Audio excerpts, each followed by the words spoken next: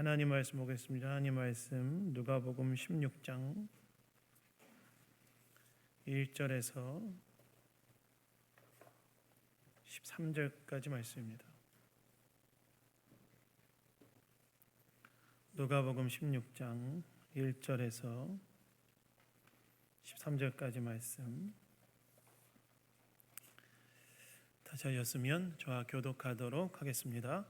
또한 제자들에게 이르시되 어떤 부자에게 청지가 있는데 그가 주인의 소유를 낭비한다는 말이 그 주인에게 들린지라.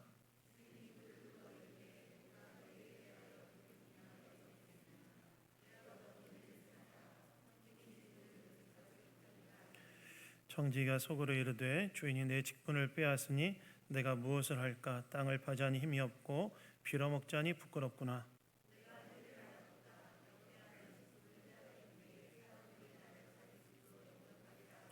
주인에게 빚진 자를 일일이 불러다가 먼저 온 자에게 이르되 내가 내 주인에게 얼마나 빚졌느냐?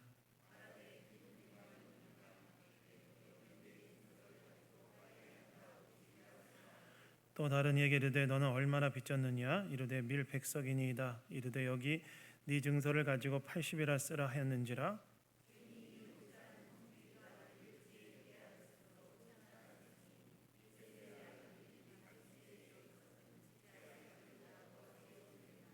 내가 너에게 말하노니 불의의 재물로 친구를 사귀라. 그리하면 그 재물이 없어질 때에 그들이 너희를 영주할 처소로 영접하리라.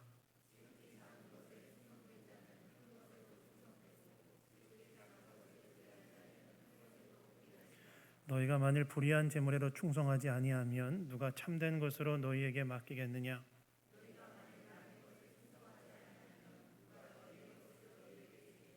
함께 하겠습니다. 집 하인이 두 주인을 섬길 수 없나니 혹 이를 미워하고 저를 사랑하거나 혹 이를 중히 여기고 저를 경히 여길 것임이니라. 너희는 하나님과 재물을 겸하여 섬길 수 없느니라. 아멘. 아멘. 그리스도인의 물질 사용이란 제목으로 하나님 말씀 나누기 원합니다. 여러분, 오늘날 이 땅을 살아가는 사람들에게 가장 큰 관심 주제가 있다면 무엇이 있을까요? 오늘 우리 시대를 살아가는 사람들에게 가장 큰 관심 주제가 있다면 그것은 아마 돈, 즉 물질의 문제일 것입니다. 특별히 사람들은 물질을 통해서 자신의 삶의 안정을 구축하고 또 이것을 통해 평안하고 안락한 삶을 살기를 소망합니다. 돈을 통해서 자신의 삶의 안정을 구축하고 그 안에서 평안하고 안락한 삶을 살기를 소망하는 열망들이 다 있다는 것입니다. 그래서 그것을 위해서 하루하루를 열심히 살아가지요. 그러나 여러분, 물질에 대한 이러한 태도를 가지고 사는 것이 과연 예수를 믿는 성도의 태도인가 스스로에게 자문해 보면 그것이 전부가 아니라는 생각이 찾아오는 것을 우리가 느끼게 되죠. 왜 그렇습니까? 뭔가 그리스도인이라고 한다면 그리스도인다운 물질에 대한 자세와 태도가 따로 있을 것이라는 생각이 있기 때문에 그렇죠. 그렇다면 그리스도인들은 물질에 대해 어떤 태도와 자세를 가지고 또 물질을 어떻게 사용하며 살아야 되는가? 오늘 본문이 바로 예수님께서 제자들에게 제자들의 물질관이 어때야 되는지에 대해 이야기하고 계시는 본문인데요. 제가 보니까 누가복음 강의 제가 지금 65번째인 것 같아요. 2년 벌써 65번째 하고 있어요. 그러니까 오늘 또 이 말씀을 통해 또 그리스도인의 물질 사용은 어때야 되는지 오늘 이 주일 아침에 우리가 함께 생각해 보기를 원합니다. 여러분, 오늘 본문 1절에 보시면 이렇게 나와 있죠. 또한 제자들에게 이르시되라고 나와 있습니다. 즉 오늘 본문의 이 가르침은 예수님께서 예수님을 따르는 제자들을 대상으로 가르침을 베푸신 내용이라는 것입니다. 우리가 누가복음을 지금 주일에 계속 살펴보고 있는데 누가복음 15장, 그러니까 지난주까지 우리가 한 3번에 걸쳐 누가복음 15장의 말씀을 살펴봤는데요. 누가복음 15장의 가르침의 1차적 대상은 누구였습니까? 예수님께서 당대의 죄인들을 영접하고 환대하시던 예수님에 대해 불평하고 비난하던 당대의 종교자들, 지도자들이 예수님의 가르침의 1차적인 대상들이었죠. 그래서 예수님께서는 잃은 양 비유, 잃은 드라크마 비유, 그 다음에 잃은 둘째 아들, 첫째 아들의 비유를 통해서 죄인들을 배제하는 당대의 종교 지도자들도 사실은 잃어버린 자임을 깨닫고 그들도 예수님과 함께 구원의 잔치에 참여해야 한다는 참여해야 된다는 것을 비유를 통해 말씀하였지요. 즉 예수님께서는 자신의 욕망을 따라 아버지를 떠났던 둘째 아들도, 그 자기의 욕망을 실현하기 위해 아버지 옆에 붙어 있었던 첫째 아들도 사실은 아버지 입장에는 다 잃어버린 아들이었고, 두 아들 모두 그들을 찾아 나선 아버지 사랑, 궁극적으로 예수 그리스도의 십자가의 사랑을 깨달아 알아서 그 사랑에 대한 감사와 기쁨으로 아버지를 진정으로 사랑하고 섬기며 살아야 된다는 말씀을 이 15장의 말씀을 통해 이야기했죠. 둘째 아들만 잃어버린 게 아니라 그 집안에 있던 첫째 아들도 자기 욕망을 실현하기 위해 아버지를 떠났던 둘째 아들, 자기 욕망을 실현하기 위해 아버지 옆에 붙어 있었던 둘 다 아버지 입장에선 잃어버린 아들이었고, 그들을 찾아오는 아버지 사랑, 예수님의 사랑을 알아서 하나님을 전심으로 사랑하고 진심으로 주를 기뻐하는 그 삶으로 가야 된다고 예수님께서 이야기했다는 거예요. 그리고 난 후 이제 예수님께서는 가르침의 대상을 당대의 종교 지도자들에게서 제자들로 탁 바꾸어서 가르침을 주시는데, 특별히 누가복음 16장에서는 예수님께서 물질을 제자들에게 어떻게 대하고 사용해야 대한 가르침을 주시고, 특별히 이것을 효과적으로 전달하기 위해 비유를 통해서 말씀하시는데, 오늘 우리가 읽은 비유는 어떤 비유냐? 우리가 흔히 불의한 청지기 비유라라고 이야기하는 그런 비유입니다. 그래서 오늘 보면 1절 후반부를 보시면 예수님께서 비유를 말씀하시는데 뭐라고 말씀하십니까? 어떤 부자에게 청지기가 하나 있는데 그가 주인의 소유를 낭비한다는 말이 그 주인에게 들린지라라고 시작하십니다. 어떤 부자에게 청지기가 하나 있는데 그가 주인의 소유를 어떻게 했다고요? 낭비했다는 거예요. 여러분, 청지기는 어떤 사람입니까? 청지기는 쉽게 말하면 주인의 재산을 관리하는 사람이 청지기였어요. 그래서 청지기는 당시에 그 집의 종들도 관리했을 뿐만이 아니라 때로는 주인의 이름으로 계약서를 작성하는 권한도 가지고 있는, 어떻게 보면 큰 권한을 가지고 있는 사람이 바로 청지기였습니다. 여러분, 이렇게 주인의 재산을 관리하는 사람에게 필요한 게 뭘까요? 여러분, 여러분의 큰 돈을 누구한테 맡겼다고 한다면 그 사람에게 내가 그 사람에 대해 내가 가지고 있어야 될 게 있죠. 뭘 가져야 그 돈을 맡길 수 있습니까? 신뢰가 중요하죠. 신뢰. 주인이 자신의 재산을 맡기는 사람이니까 그 재산에 대해 이 사람이 믿고 맡길 수 있는 사람이라는 신뢰받는 사람, 특별히 물질에 있어서 투명하고 정직한 사람이어야 할 것입니다. 그런데 그렇게 재산을 믿고 맡겼던 이 청지기에 대해 주인이 어떤 소리를 들었다고 나와 있습니까? 오늘 본문 1절을 보시면 주인의 소유를 낭비한다는 소리가 들려왔다고 나와 있어요. 주인이 믿고 재산을 탁 맡겼는데 그 어떻게 했다는 거예요? 낭비했다는 거예요.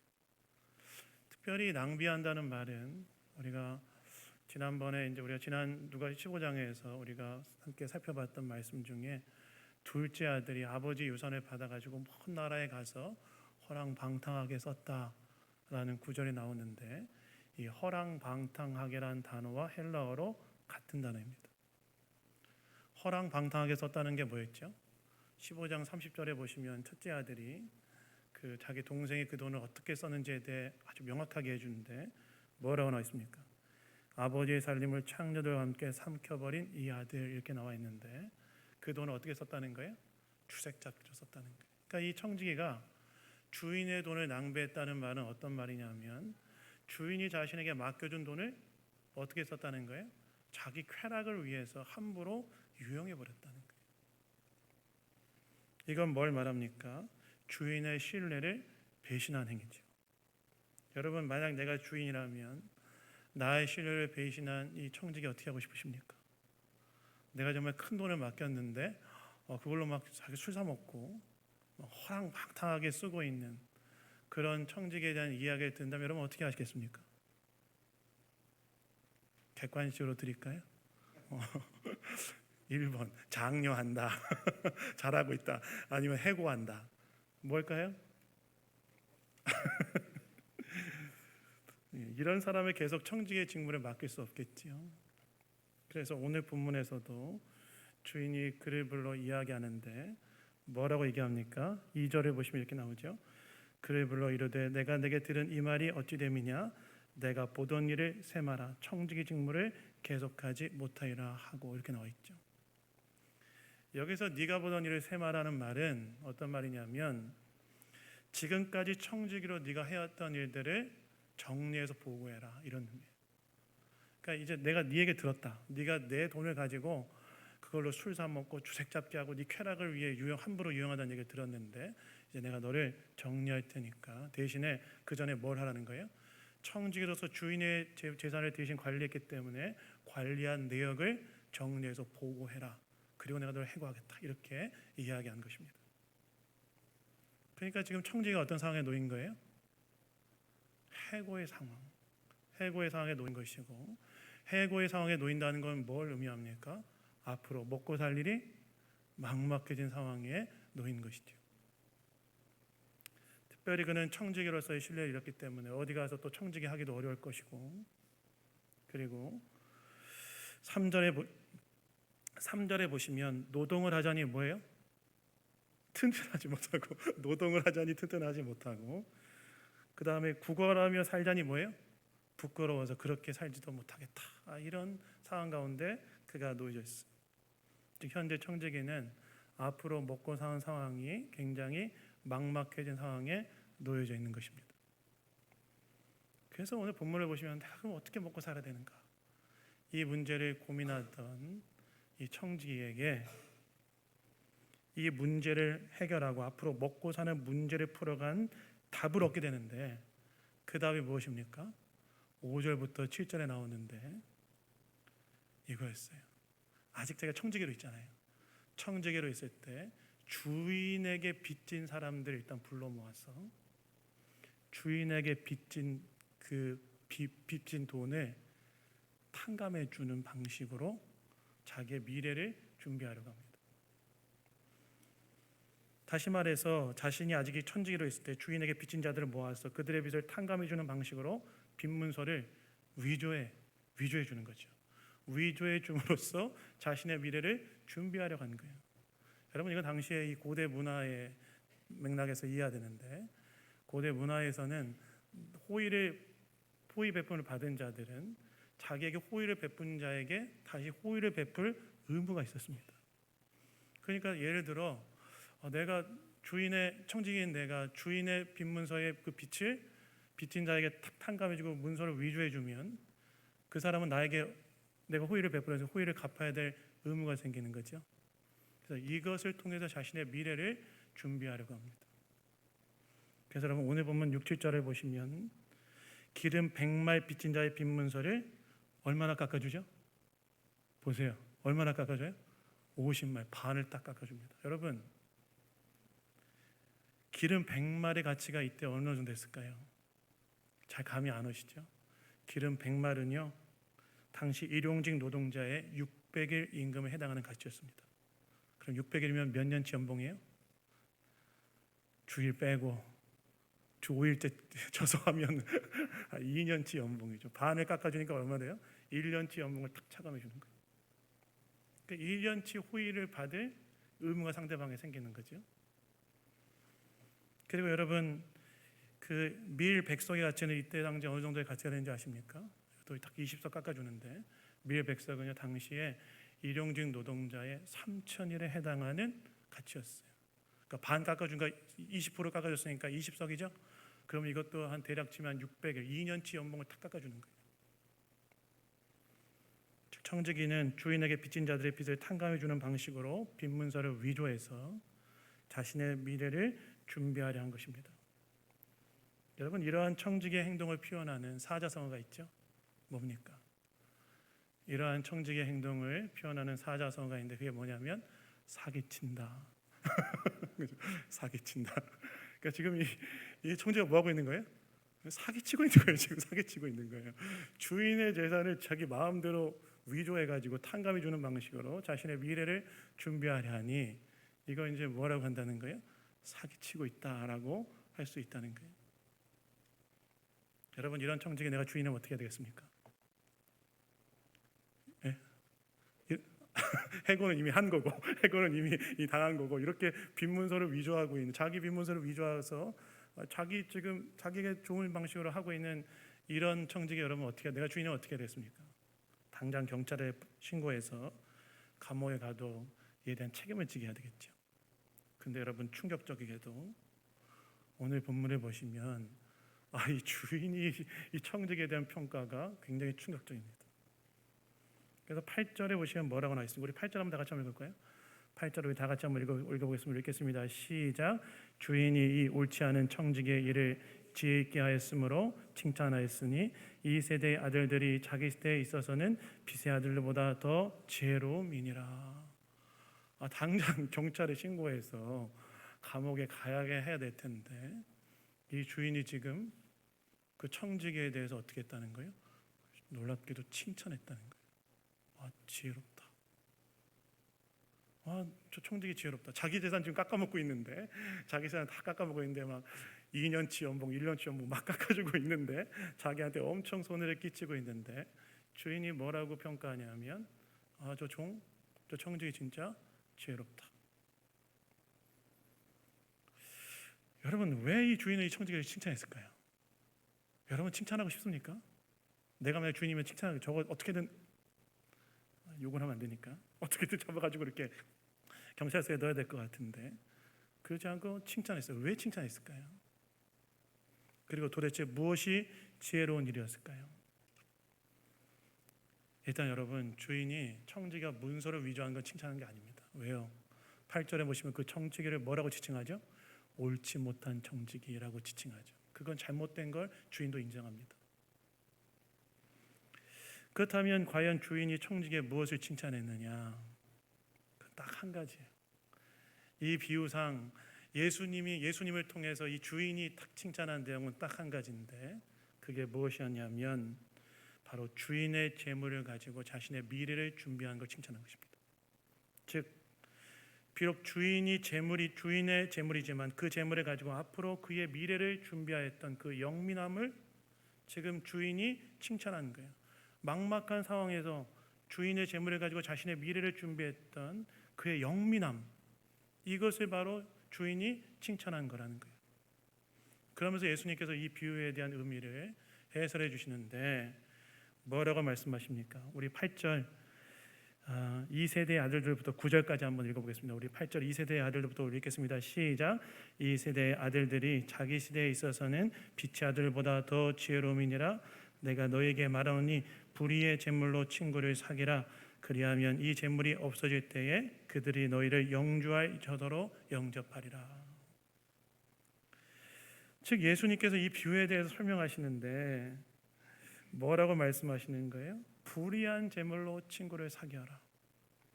그것이 너희의 궁극적인 미래, 즉 영주할 처소인 천국에 들어가는 것을 준비하는 것이다 라고 해설하신다는 거예요. 여러분 여기서 불의한 재물이란 불법적으로 취득한 재물이 아니라 이거는 재물이 가진 불의한 성격을 말하는데 여러분 사람들은 재물이라는 것이 때로 사람들로 하여금 하나님보다 뭘 더 의지하게 합니까? 돈을 의지하게 하죠. 그래서 돈이라는 것은 기본적으로 불리한 성격을 가지고 있습니다. 그런 측면에서 불리하다는 의미인데 그런데 뭐라고 지금 예수님 말씀하시는 거예요? 천국에 들어갈 미래를 준비하는 방법은 이 재물로 친구를 사귀는 거라는 거예요. 그렇다면 재물로 친구를 사귀란 말은 뭐냐? 이게 오늘 본문의 말씀이 좀 복잡한데 예수님 계속 비유를 비틀어서 얘기하고 계시기 때문에 좀 복잡한데, 재물로 친구를 사귀란 말씀은 무엇이냐? 이와 비슷한 말씀을 예수님께서 마태복음에 말씀하셨는데, 마태복음 6장 19절 20절에 보시면 뭐라고 말씀하십니까? 우리 한번 띄워주시죠. 우리 한번 읽겠습니다. 시작. 너희를 위하여 보물을 땅에 쌓아두지 말라. 거기는 좀과 동록이 해하며 도둑이 구멍을 뚫고 도둑질하느니라. 오직 너희를 위하여 보물을 하늘에 쌓아두라. 거기는 좀이나 동록이 해하지 못하며 도둑이 구멍을 뚫지도 못하고 도둑질도 못하느니라. 다시 말해서 불의한 재물로 친구를 사귀라는 이 말씀의 의미는 너희를 위하여 보물을 하늘에 쌓아두는 거라는 거예요. 그렇다면 너희를 위하여 보물을 하늘에 쌓아둔다는 이 말씀의 의미는 무엇이냐? 너희들의 물질 사용이, 제자들 너희들의 물질 사용이 영원한 하늘나라, 즉 하나님 나라의 가치를 반영한 물질 사용이 되어야 된다고 이야기하신 거예요. 그리고 이것이 영주할 처소, 즉 천국을 준비하는 것이라고 말씀하신 것입니다. 즉 예수님께서 자신을 따르는 제자들에게 뭐라고 말씀하시냐면, 이 비유를 통해, 이 뒤틀어진 비유를 통해서 뭐라고 말씀하셨냐면, 너희들의 물질 사용은 하나님 나라의 가치가 반영된 것이어야 한다고 이야기하신 거라는 거예요. 그것이 천국을 예비하는 것이라고 말씀하신 거라는 거예요. 마치 불의한 청지기가 주인의 물질로 자신의 미래를 준비하는 영민함을 보인 것처럼, 나의 제자들인 너희들도 너희들의 물질을 하나님 나라의 가치가 반영된 방식으로 사용함으로써 영원히 거주할 처소, 즉 천국을 예비하는 삶을 준비해야 된다라고 예수님께서 제자들에게 이야기했다는 거예요. 너희들의 물질 사용, 나의 제자들인 나의 제자는 너희들의 물질 사용은 하나님 나라의 가치가 반영된 물질 사용이 되어서 이것을 통하여 궁극적으로 천국을 예비하는 그런 물질 사용이 되어야 된다고 예수님께서 제자들에게 이야기했다는 것입니다. 여러분, 여기에서 우리는 그리스도인의 물질 사용이 어때야 되는지에 대해 한 가지 얻게 되는 깨달음이 있죠. 무엇입니까? 그리스도인의 물질 사용은 단순히 나를 위해서만 물질을 사용해서는 안 되고, 그리스도인의 물질 사용은 하나님의 나라의 가치가 반영된 물질 사용이 되도록 해야 한다는 것입니다. 즉 하나님의 나라를 위하여 물질을 드리는 자들이 되어야 한다는 거예요. 왜 그렇습니까? 그것이 바로 우리를 위하여 하늘에 보물을 쌓아두는 것, 즉 진정한 우리의 궁극적인 미래인 천국을 준비하는 삶이기 때문에 그렇습니다. 여러분, 사실 오늘날 이 땅을 살아가는 사람들 뭐에 열광합니까? 대부분 제가 보니까 많은 분들이 재테크에 열광해요. 재테크는 뭘로 하죠? 그것을 통해서 사실 미래를 준비하려고 합니다. 그래서 코인, 주식, 부동산 이런 것에 열광합니다. 제가 옛날에 코인 하는 청년 하나 봤는데요. 걔는 일상이 안 되더라고요. 그 코인에 의해서 자신의 정서가 왔다 갔다 하더라고요. 물론 그런 것을 투자하는 것이 잘못되었다고 말할 수는 없을 것입니다. 그러나 정말 우리의 궁극적인 미래, 즉 영원히 거주할 천국, 그것을 준비할 생각은 하지 못하는 것 같아요. 그런데 예수님께서 오늘 뭐라고 말씀해? 그래서 안 된다는 거예요. 너희들의 물질 사용은, 나의 제자들의 물질 사용은 바로 천국을 준비하는 하나님의 나라의 가치가 반영된 물질 사용이 되어야 된다고 예수님께서 이야기했다는 것입니다. 그럼 하나님 나라의 가치가 반영된 물질 사용은 뭐냐? 첫 번째는 이거죠. 가난한 자를 위해 나누는 것입니다. 나의 물질 사용에서 어렵고 힘든 자들을 위하여 우리의 물질을 나누는 것이 반영되어 있어요. 왜요? 예수님 뭐라고 말씀하셨죠? 지극히 작은 자에게 하는 것이 누구에게 하는 거라고 그랬어요? 지극히 작은 자에게 하는 게 누구한테 하는 거라고 했어요? 나한테 하는 거라고 그러셨잖아요.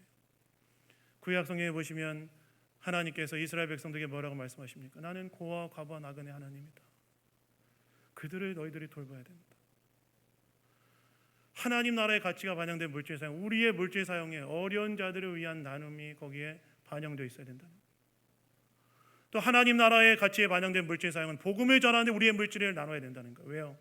사도 바울이 빌립보 교회를 향해 뭐라고 말합니까? 너희가 교회가 설립된 때부터 지금까지 나의 선교 사역에 너희들이 물질을 나눠줬는데 이건 너무나 잘한 것이고 이건 하나님이 받으시는 것이다 라고 사도 바울이 이야기하지 않습니까? 저와 여러분의 물질 사용에 가난한 자들을 위한 배려가 있을 뿐만이 아니라 복음을 전파하고 영혼을 구원하는 그 일에 우리의 물질을 드리는 것, 그것이 또한 반영되어 있어야 된다는 거예요. 그리고 교회를 세우고 다음 세대를 믿음의 사람으로 세우는 일에 물질을 드려야 됩니다. 왜요? 교회가 잘 세워져야 교회를 통해 복음이 전파되고 어려운 자들이 구제를 받는 이 사역을 교회가 힘있게 할 수 있기 때문에 그렇죠. 그래서 이것을 위해 우리는 물질을 드리는 훈련이 되어야 한다는 거예요. 저와 여러분의 물질 사용, 예수 그리스도를 믿음으로 예수 그리스도를 따르는 제자들이 된 저와 여러분의 물질 사용에는 반드시 뭐가 반영되어야 되냐? 하나님 나라의 가치가 반영되어 있어야 된다는 것입니다. 특별히 저는 성도님들에게 물질과 관련하여 12월 생활을 꼭 해라고 권면합니다. 여러분, 11조는요 단순히 수입의 10분의 1을 하나님께 드리는 게 아닙니다. 많은 분들이 그렇게 생각하는데, 물론 그런 방식으로 표현되지만 단순히 수입의 10분의 1을 하나님께 드리는 것이 전부가 아닙니다. 그것은 이 땅의 진정한 왕은 누구인가에 대한 신앙 고백적 표현이라고 할 수 있습니다. 여러분, 제가 전에 11조에 대해 연구한 적이 있는데요, 여러분 구약에는 세 가지 11조가 나옵니다. 어떤 11조가 있죠? 구약에 세 가지 11조. 첫째가 아브라함의 11조, 둘째가 야곱의 11조, 셋째가 이스라엘의 11조가 나옵니다. 근데 여러분, 이 11조를 이해하기 위해서는요 당대의 그 종주권 서약에 대한 이해가 선양돼야 됩니다. 종주권 서약이란 뭐냐? 한 나라의 왕이 어떤 지역의 영주와 언약을 맺으면 왕이 그 영주에게 보호해준, 내가 널 보호해주겠다 이렇게 언약을 맺었고, 그 영주는 그 왕에 대한 충성을 맹세하는데, 왕에 대한 충성의 맹세로 바치는 게 뭐였어요? 그게 11조였어요.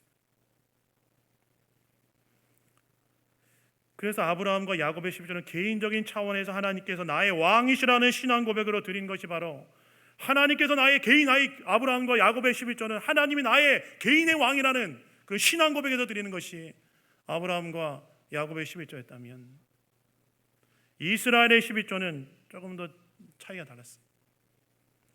이스라엘 11조는 더 넓은 차원의 의미를 가지고 있었는데, 여러분, 이스라엘은 열방의 지사장 나라로 하나님께 부름받은 나라 아니었습니까? 열방을 대표하여 하나님께 나아가는 나라가 이스라엘 아니었습니까? 그래서 이스라엘의 11조는 어떤 의미가 있었느냐?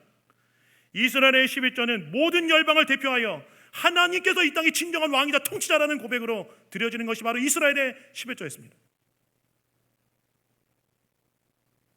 특별히 오늘 보면 맨 마지막에 예수님께서 하나님과 재물을 겸하여 섬길 수 없다는 말씀을 통해 마치 돈이 하나님처럼 강력하게 사람들의 심령에 영향을 미치고 있는 이 시대 한복판에서 11조를 드린다는 건 뭘 의미하느냐?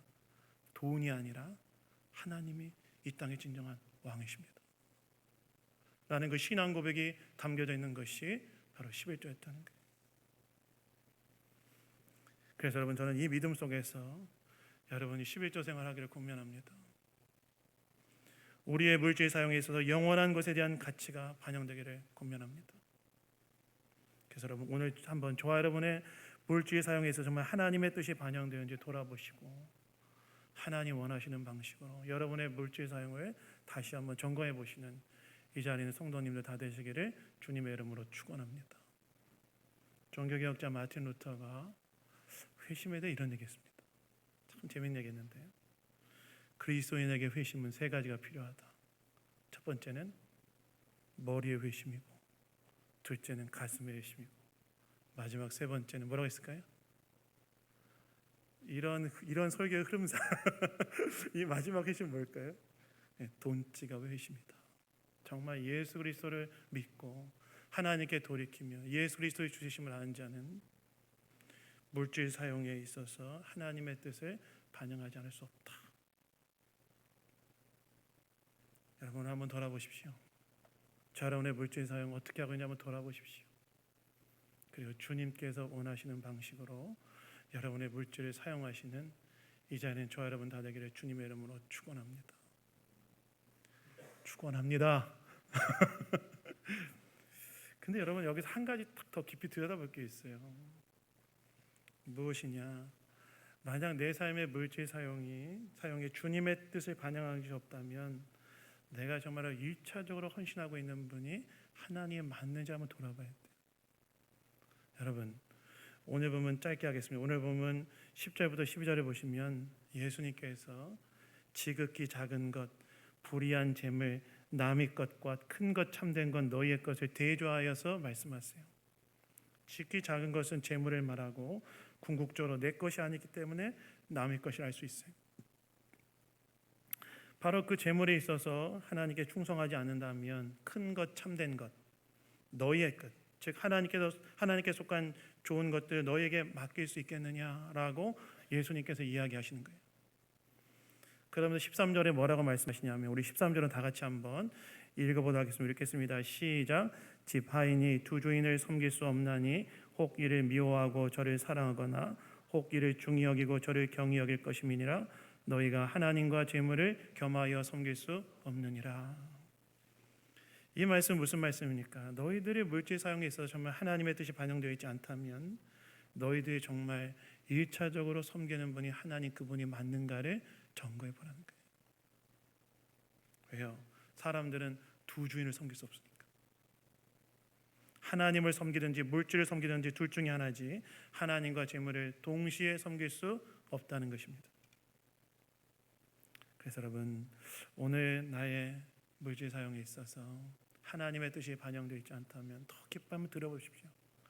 나는 정말 나의 1차적인 헌신의 대상을 정말 하나님에 맞는지 한번 돌아보십시오. 그리고 삶의 자리, 주인의 자리에 하나님이 아닌 물질을 놓고 있다면 회개하고 다시 하나님을 그 자리에 모시기로 결단하시는 이 자리에 있는 성도님들 다 되시기를 주님의 이름으로 축원합니다. 그리고 이 물질 사용에 있어서 한 가지 믿어야 될 것이 있어요. 무엇이냐? 이렇게 주님의 뜻대로 물질을 드리면 주님이 어떻게 하신다는 거예요? 갚으신다는 거예요. 잠언서 19장 17절에 보시면 이렇게 나옵니다. 한번 띄워주시죠. 우리 한번 읽겠습니다. 시작. 가난한 자를 불쌍히 여기는 것은 여호와께 꼬이는 것이니 그 선행을 갚아 주시리라. 가난한 자를 긍휼히 여기는 것, 하나님 나라의 가치에 반영된 물질 사용을 하면 주님이 어떻게 한다는 거예요? 자기에게 꾸이는 것이다라고 여기시고 갚아주신다는 거예요. 그래서 여러분의 물질을 주님을 위해 드리고 가난한 이웃을 나눌 때 하나님께서 갚으신다는 걸 기억하시고 하나님께 드리는 것에 대해 인색하지 마십시오. 제가 전 여기 간증이 되게 많아요. 저는 캠퍼스 사역자로 오래 살았는데 이거 하고 끝내겠습니다. 캠퍼스 사역자로 오래 살았는데 대학생 때 애들 다 돈이 없어요. 그럼 전 후원을 받아 생활했는데 후원을 받아 생활하면 뭐 돈이 많이 벌까요? 조금 벌까요? 거의 없죠. 근데 애들도 가난하니까 서로 가난하니까 이제 근데 애들도 막 어렵고 그러니까 제가 애들에게 참 많이 정말 나눴어요. 애들이 저한테 늘 하던 말이 간사님 감사합니다. 그러면 제가 그때마다 걔네들 했던 말이 내가 너희한테 베푼 거 기억하고 나중에 정말 어려운 사람도 있으면 그 사람들에게 또 나누라 그랬어요. 그래서 캠퍼스 사역을 마무리하고 신대원을 이제 가게 됐는데 저도 캠퍼스 사역했고 제 아내도 캠퍼스 사역했기 때문에 둘 다 뭐예요? 돈이 있을까요 없을까요? 돈이 없어요. 신대원에 합격해서 가게 됐어요. 그리고 제가 또 어떻게 하다가 정말 개척교회 사역자로 섬기게 됐어요. 개척교회 돈이 많을까요 적을까요?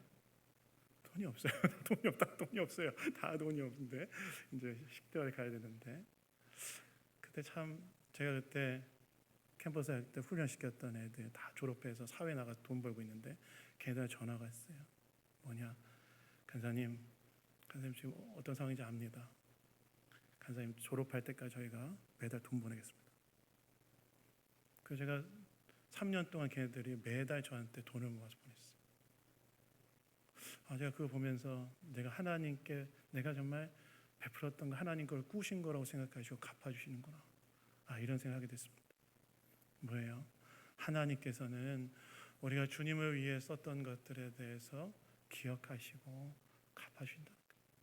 그래서 여러분, 하나님께 드릴 때 인색하지 마십시오. 그건 하나님께 꾸이는 것이고 하나님 것을 반드시 드렸던 것을 기억하시고 갚아주세요. 그래서 제가 매일 헌금 기도할 때 마지막에 뭘 기도하는지 아십니까? 제가 5년 동안 기도했는데 기억 안 나시죠? 5년 동안 맨날 그 기도했는데 다들 기억 안 나시죠? 제가 맨날 뭐 기도합니까? 드리시면 감단 사실을 기억하고 경험하는 자를 되게 해달라고 늘 기도하지요. 여러분도 경험이 있지 않습니까?